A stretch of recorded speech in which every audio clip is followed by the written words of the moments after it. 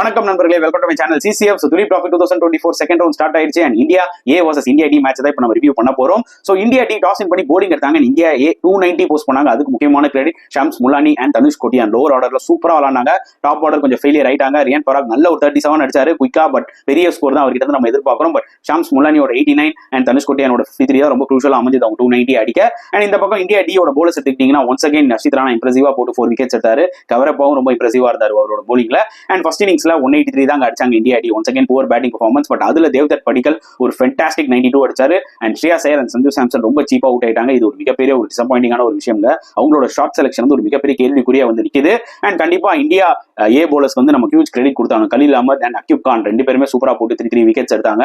So திருப்பி first இன்னிங்ஸ்ல நல்லா விளையாடி இருக்காங்க இந்தியா ஏ. 115 for 1. அகர்வால் ஒரு 50 போட்டிருக்காரு. ஷேர்சியர் பால்ல காட்டன் பால் அவுட் ஆயிட்டாரு. பக்கம் பிரதம் சிங் நல்லா விளையாடிட்டு இருக்காரு. 59 நாட் அவுட். டே 3 எப்படி போகுதுன்னு பொறுத்து வந்து பார்க்கலாம்.